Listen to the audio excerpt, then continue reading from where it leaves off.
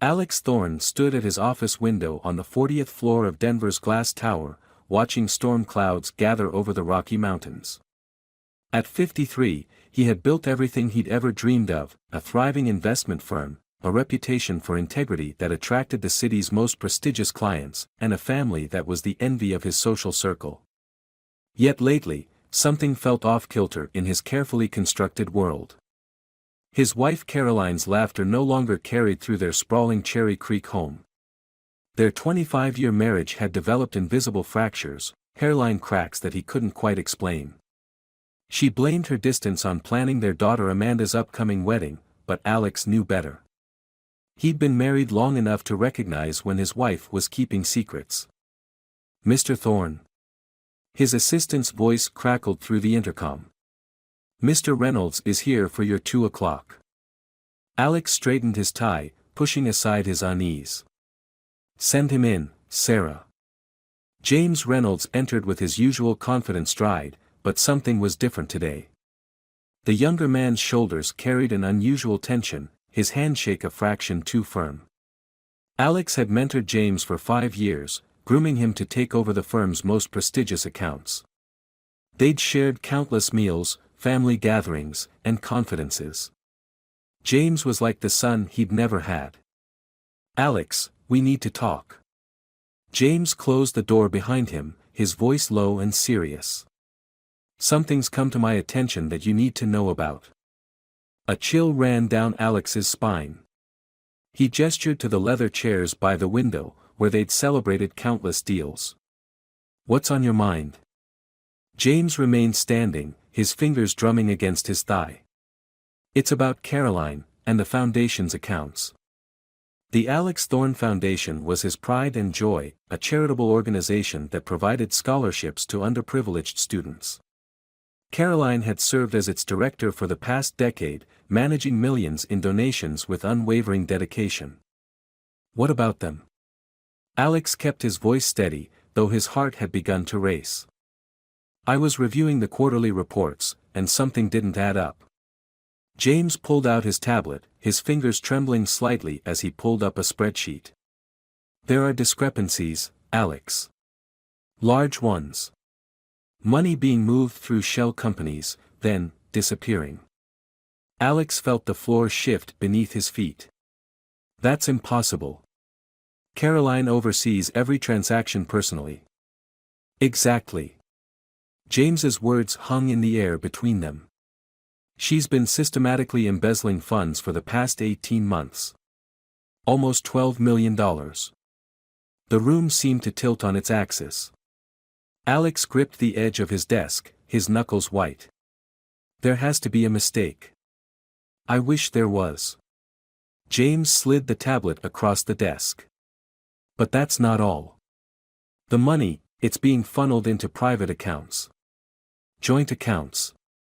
Alex stared at the screen, his vision blurring.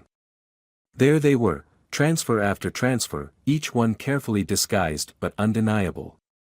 And the recipient accounts. Who? The word came out as a whisper. James hesitated, compassion and something else flickering across his face. Stephen Blackwood. The name hit Alex like a physical blow. Stephen Blackwood, his oldest friend, the best man at his wedding. The godfather to their daughter Amanda. The man who had stood beside him through every triumph and setback for 30 years. They've been meeting at the Mountain Shadow Resort in Aspen, James continued quietly. Every other weekend for the past year. I had it investigated when I found the transfers.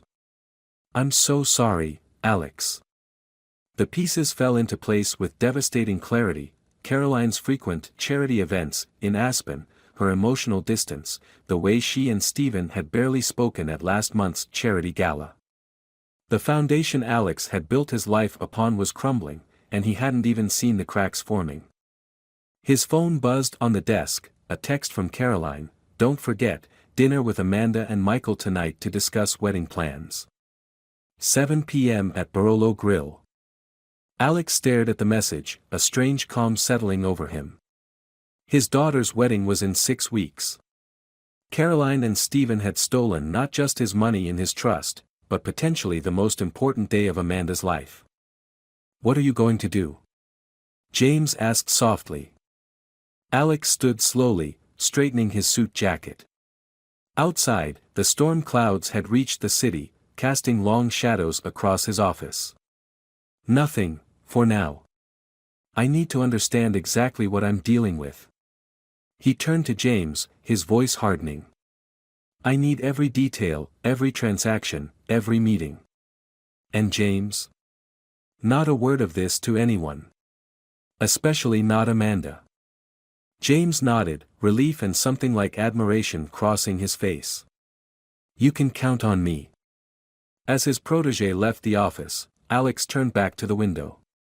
Lightning flickered in the distance, illuminating the cityscape he'd helped build. He'd trusted Caroline and Stephen with everything: his love, his friendship, his reputation, his daughter's future. Now he would show them exactly what happened when that trust was betrayed. The storm was coming. And Alex Thorne intended to be ready when it broke. The Barolo grill hummed with quiet conversation as Alex watched his daughter Amanda sample wedding cakes. Her face glowed with joy as she fed a bite to her fiancé Michael, their shared laughter a knife twisting in Alex's chest. Caroline sat beside them, the perfect picture of a doting mother, her hand occasionally brushing against her phone when it lit up with messages. Every gesture now carried new weight. Every smile felt like a mask. Alex found himself cataloging moments he'd missed: Caroline's sudden interest in updating her wardrobe, the late-night phone calls she took in the garden, the way Stephen had stopped meeting his eyes during their monthly poker games. "Dad?" Amanda's voice pulled him from his thoughts. "You haven't touched your cake. Is everything okay?" Alex forced a smile, picking up his fork. "Just thinking about work, sweetheart. The vanilla bourbon is excellent." "That's your third, just thinking about work, tonight," Amanda said, her green eyes, so like her mother's, filling with concern. "Did something happen at the office?" Before he could answer, Caroline smoothly interjected. "Your father's been stressed about the foundation's annual audit. You know how he gets." She placed her hand over his on the table, the gesture so familiar it made him nauseous. "But tonight is about you and Michael." Alex watched her hand on his, remembering their first date 30 years ago. He'd taken her to a tiny Italian restaurant much like this one, where she'd charmed him with her dreams of changing the world. They'd built the foundation together, turning those dreams into reality. Now he wondered if any of it had been real. "Actually," he said, carefully withdrawing his hand, "I need to step out for a moment. James sent some urgent documents I need to review."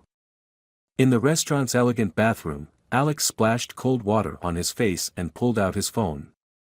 James had been sending him updates throughout the day: bank statements, travel records, hotel receipts. But it was the latest message that made his blood run cold. "Found something in the wedding vendor payments. Call me ASAP." Alex's hands shook as he dialed. James answered on the first ring. "The wedding planner Caroline hired." James said without preamble. "She's Stephen's cousin. And she's been inflating all the costs, kickbacking the difference to an account in the Caymans. They're stealing from your daughter's wedding fund too." Alex gripped the marble countertop, his reflection in the mirror looking suddenly older, harder. "How much?" "Almost 50,000 so far." "But Alex, there's more. I found emails. They're planning to leave right after the wedding. First-class tickets to Buenos Aires, already purchased. They've bought property there through a shell corporation." The pieces clicked into place with horrible clarity. They'd waited for Amanda's wedding because it was the perfect cover: everyone would be distracted by the celebration, and their disappearance wouldn't be noticed for days. By then, they'd be out of reach with millions of his money. "Mr. Thorne?" Michael's voice came through the door. "Amanda's getting worried. Are you all right?" Alex stared at his reflection, watching the muscle in his jaw twitch. "I'll be right out." To James, he whispered, "Keep digging. I want everything." Back at the table, Amanda was showing Caroline photos of flower arrangements. "The roses are traditional," she was saying, "but Mom thinks we should go with peonies." Actually, Caroline smiled, that same warm smile that had once meant the world to Alex. "I was thinking orchids might be perfect." Stephen mentioned the ones at the Mountain Shadow Resort were stunning this season. Alex watched his wife's face carefully, but saw no trace of guilt, no flicker of shame at mentioning her lover's name so casually. She'd become an expert at living two lives, at betraying him in plain sight. "I have a better idea," Alex said, surprising himself with how steady his voice was. "Why don't we look at the venue ourselves this weekend? We could all drive up to Aspen, make a family trip of it. Stephen too, he is the godfather, after all." Caroline's fork clattered against her plate. For the first time that evening, her composure cracked. "This weekend? But, the foundation has that board meeting." "I'm sure we can reschedule," Alex said smoothly. "Family comes first, right?" "That would be amazing." Amanda clapped her hands. "Michael's never been to the Mountain Shadow." "Mom, you're always talking about how beautiful it is." Caroline's face had gone pale, but she recovered quickly. "Let me check the hotel's availability first, darling. It's peak season." "No need," Alex smiled, letting ice creep into his voice. "I already called. They have plenty of rooms available this weekend. In fact, they mentioned they always keep the presidential suite ready for their regular guests." The color drained from Caroline's face as their eyes met across the table. In that moment, Alex saw what he'd been missing all these years, the calculation behind her warmth, the steel beneath her softness. She knew that he knew.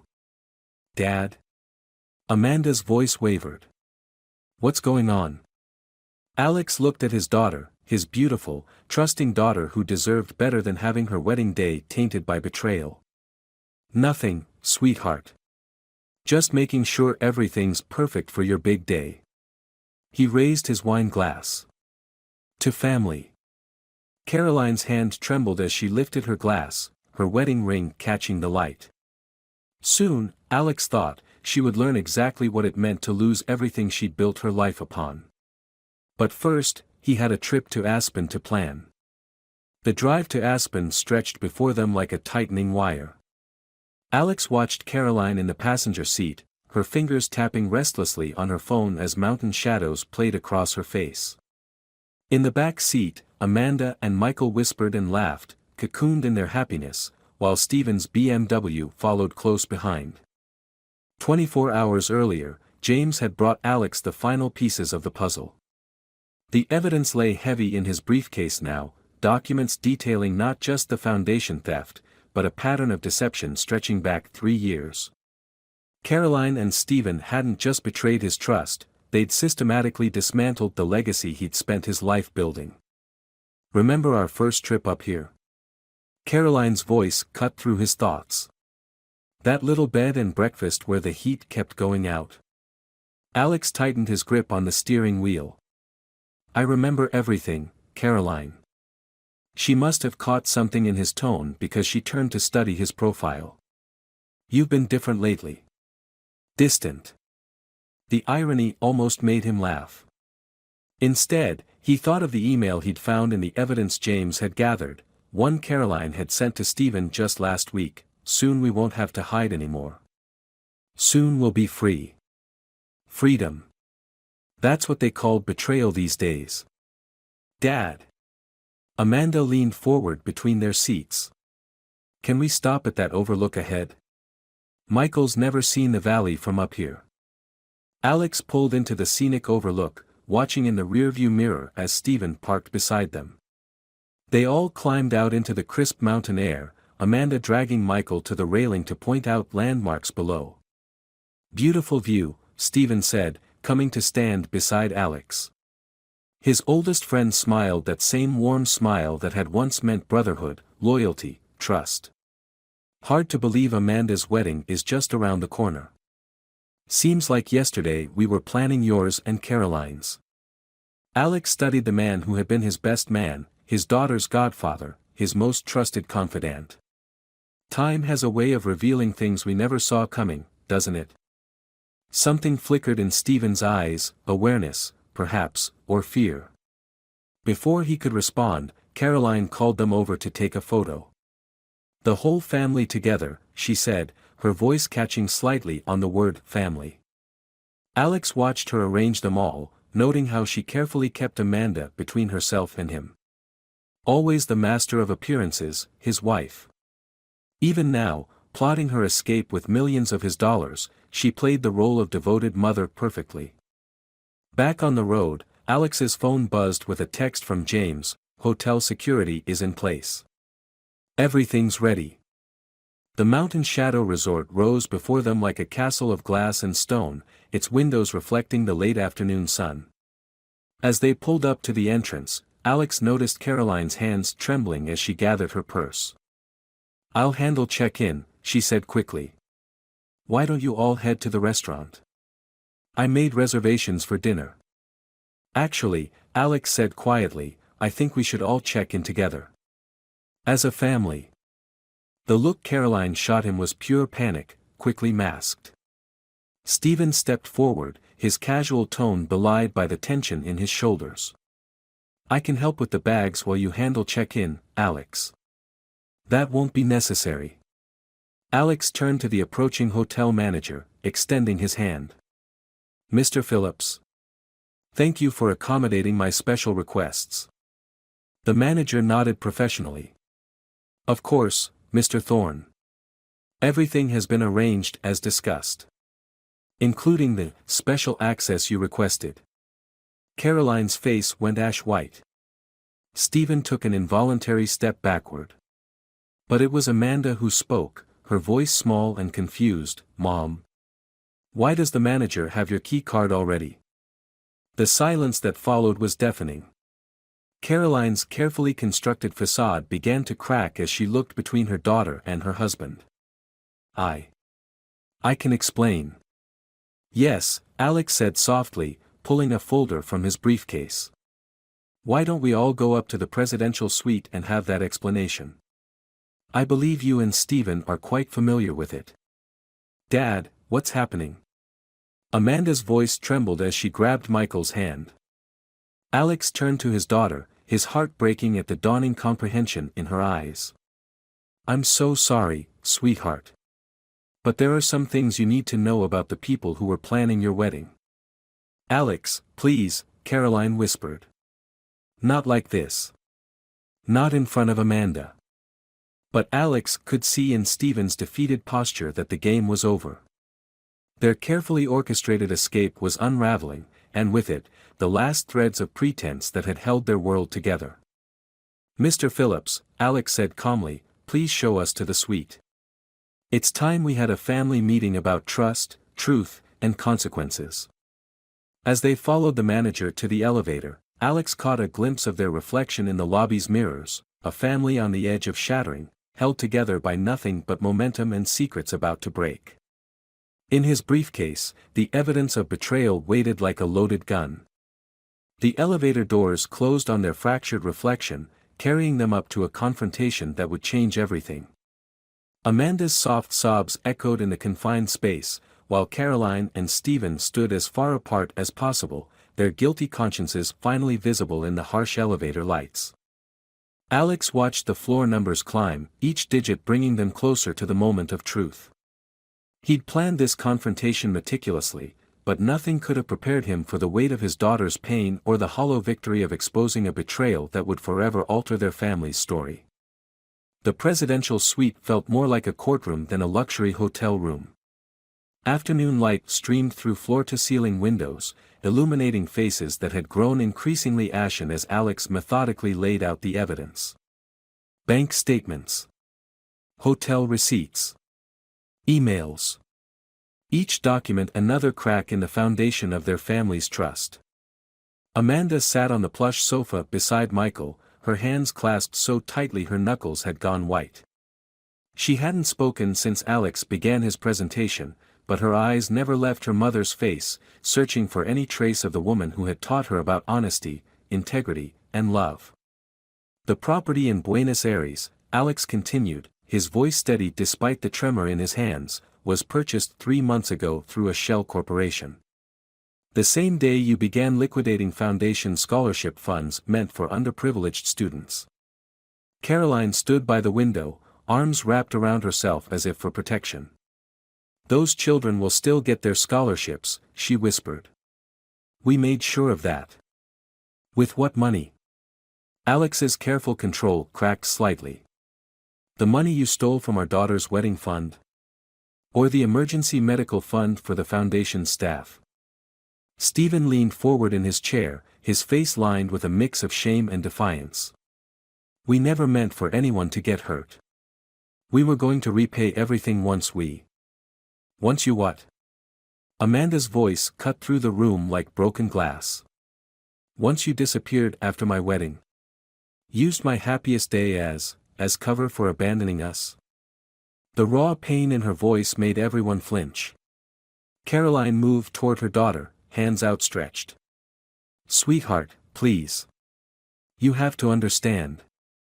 Don't touch me. Amanda recoiled, pressing closer to Michael. I don't understand anything anymore. The venue deposits, the flowers, the catering, it was all just part of your escape plan. Alex watched his daughter's world crumbling and felt his anger shift into something deeper, more protective. This wasn't just about his betrayal anymore. Every childhood memory, every family moment Amanda cherished was being rewritten before her eyes. There's something else you should know, he said softly, pulling out one final document. The scholarship fund you established last year in your grandmother's name. The one you've been saving for since high school. Amanda's eyes widened. What about it? It's gone, Alex said, watching Caroline sink into a nearby chair. They used it to purchase the Buenos Aires property. The sound that escaped Amanda's throat wasn't quite a cry, it was something more primal, the sound of innocence shattering. Michael wrapped his arms around her as she began to shake. That money was for kids like Jenny, Amanda choked out. Kids who lost their parents, who needed a chance like Grandma gave me after the accident. She turned to Stephen, her godfather, the man who had helped her establish the fund. You knew what that scholarship meant to me.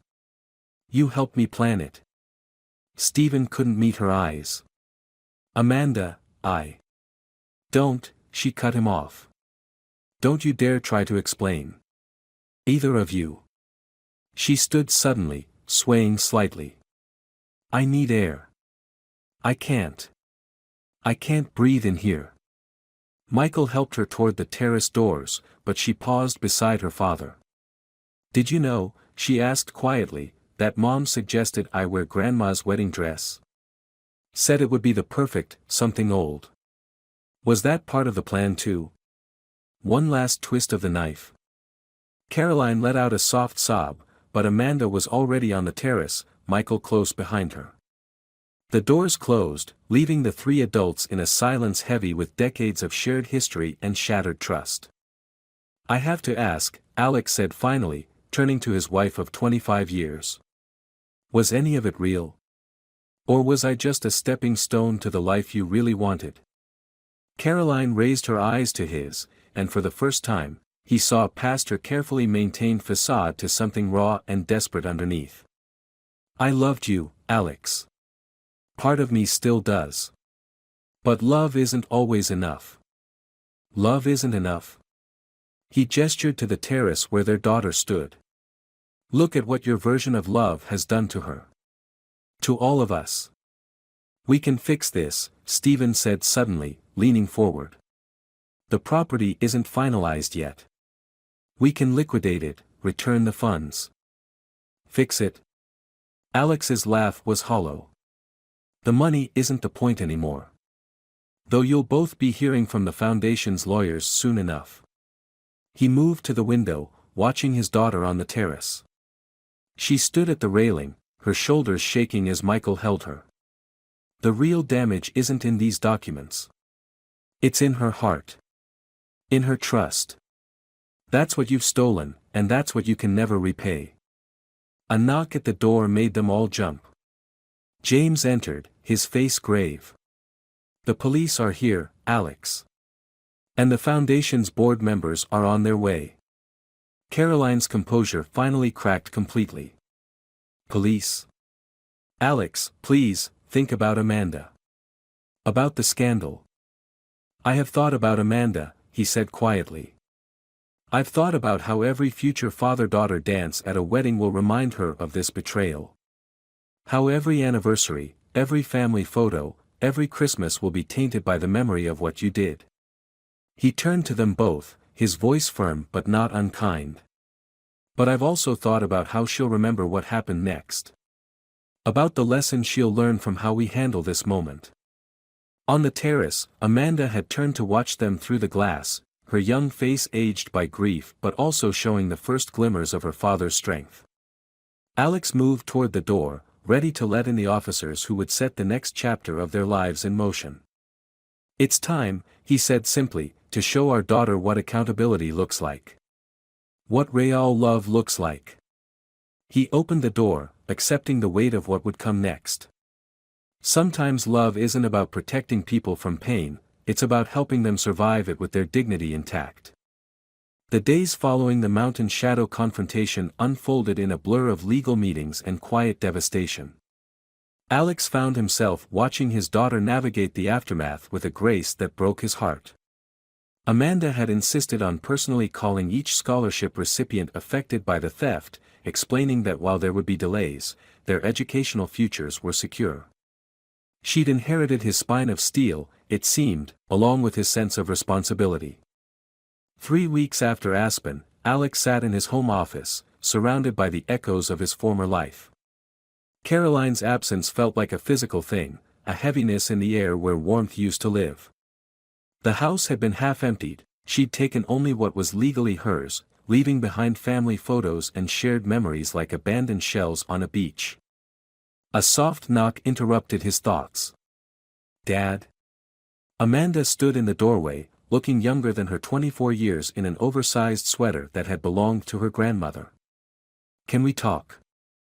Alex gestured to the leather chair across from his desk, the one where he'd taught her to balance a checkbook at 16. She curled into it, tucking her feet beneath her like she used to as a child. I've been thinking about the wedding, she said quietly. Alex's heart clenched. They hadn't discussed it since Aspen, the plan suspended in a painful limbo. Whatever you want to do, sweetheart. We can postpone, scale back, change everything. I want to have it at the community center. Her voice grew stronger. The one where Grandma used to teach adult literacy classes. We can use the money we saved to restart the scholarship fund. Pride and sorrow mingled in Alex's chest. Amanda. I know what you're going to say, she continued, a familiar determination in her eyes. That you'll replace the stolen funds, that I shouldn't change my dream wedding. But this is my choice, Dad. I want something good to come from all of this. Alex studied his daughter's face, seeing echoes of the child she'd been and the woman she was becoming. Your grandmother would be proud of you. I know I am. I've been angry, Amanda admitted, her fingers playing with the frayed edge of her sweater. Not just at Mom and Uncle Stephen, but at myself. For not seeing it. For being so wrapped up in tulle and flower arrangements that I missed what was happening to our family. None of this is your fault, Alex said firmly. The people who should have protected your happiness betrayed that trust.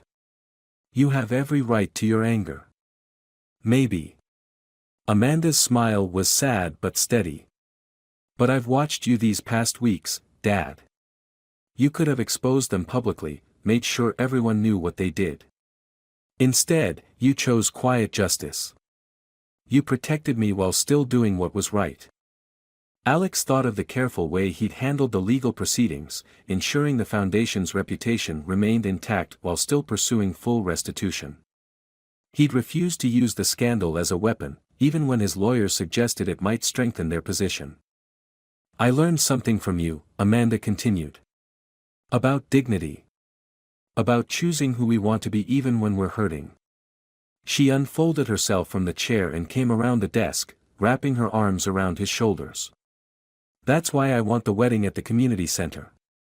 Because love isn't about grand gestures or perfect venues. It's about who we choose to be, especially after everything falls apart. Alex held his daughter, feeling the strength in her embrace. She wasn't just surviving this betrayal, she was transforming it into something meaningful. Just like her grandmother would have done. Michael's been amazing through all this, she said softly. He suggested we ask his sister Emily to be my maid of honor. She's a graphic designer, she's already working on new invitations. The unspoken weight of Caroline's absence hung between them.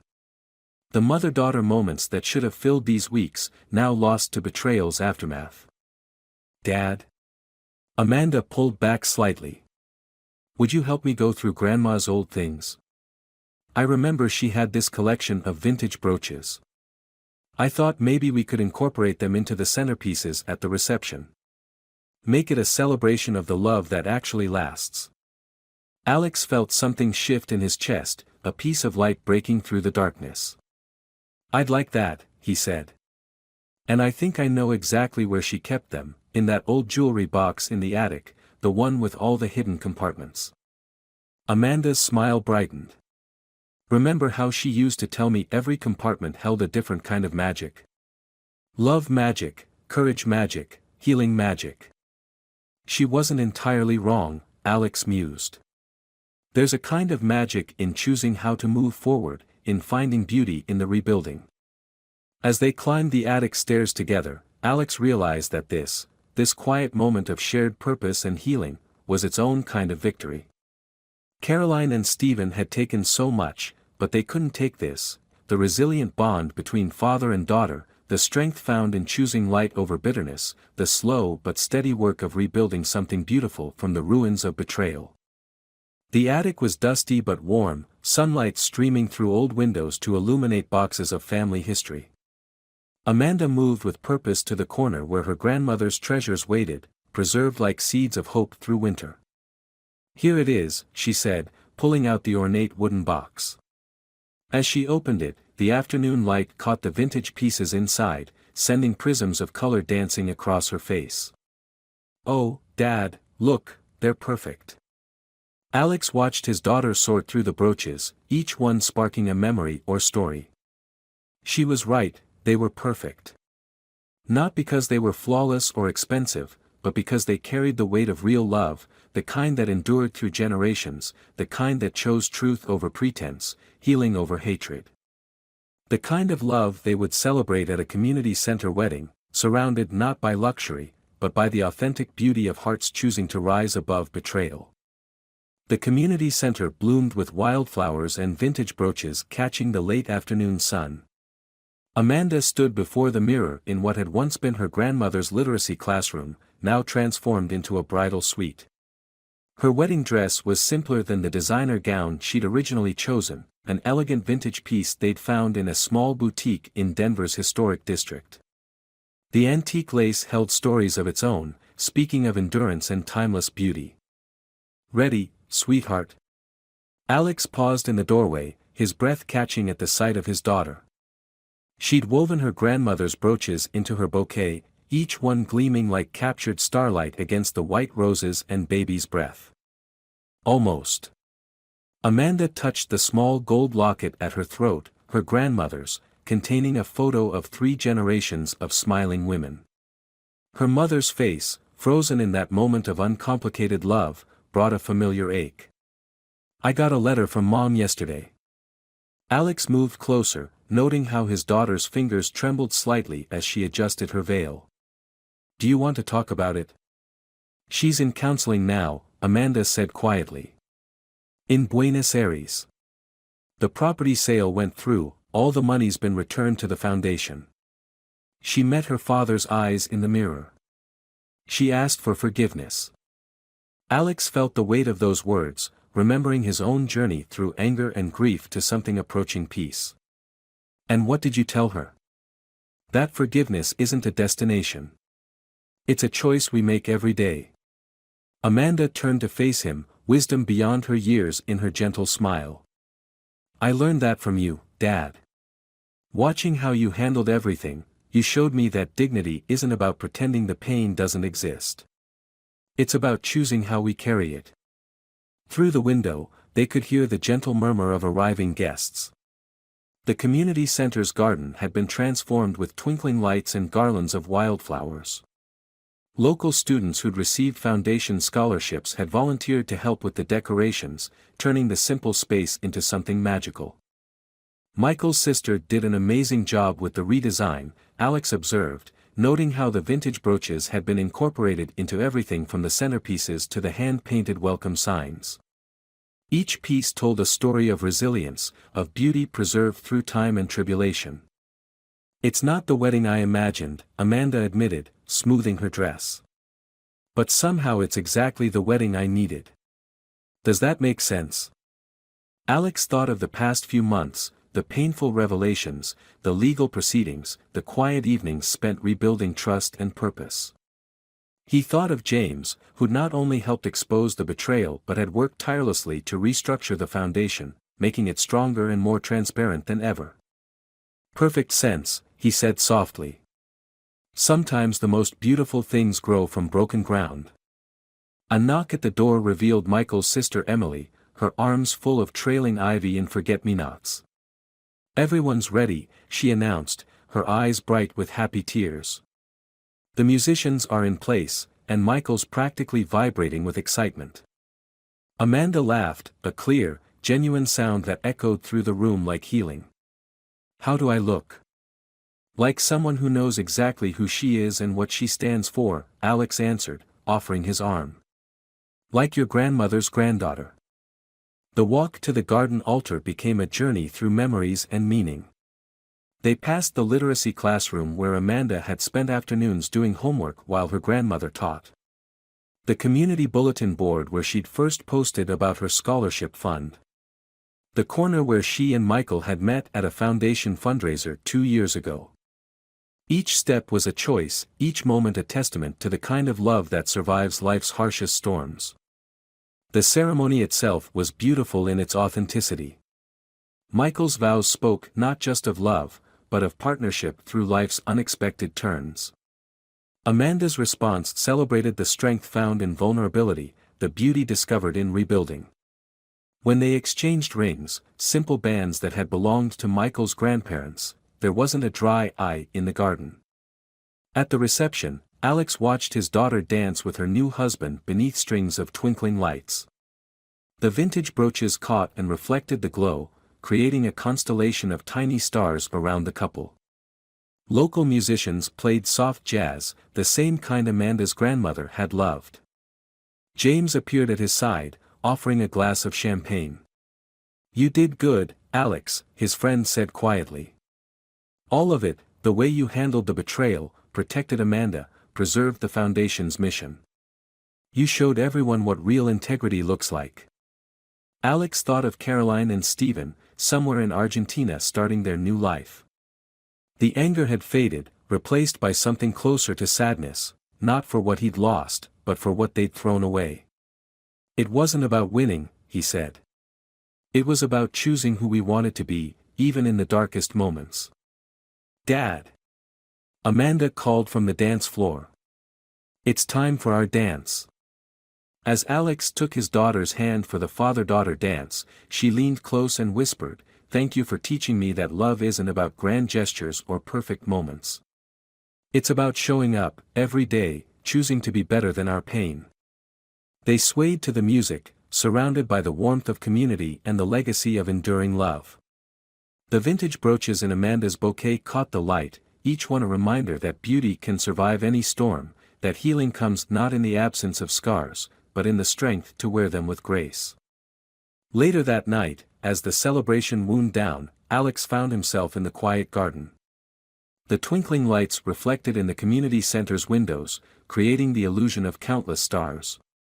He thought of all the lives touched by the foundation, all the students who would still get their chance because they'd chosen truth over deception, healing over bitterness. Amanda and Michael's laughter drifted through the evening air as they said goodbye to their guests. Their joy was authentic, hard-won, and all the more precious for the journey that had led them here. In the end, Alex realized, love wasn't about perfect facades or grand illusions. It was about the light that remains when those facades crumble, the kind of light that helps us find our way home, that illuminates the path to becoming who we're meant to be. It was about choosing, every day, to let that light guide us forward, even when the path ahead seems dark. Because sometimes the most beautiful chapters of our lives begin only after we've had the courage to close the ones that no longer serve us.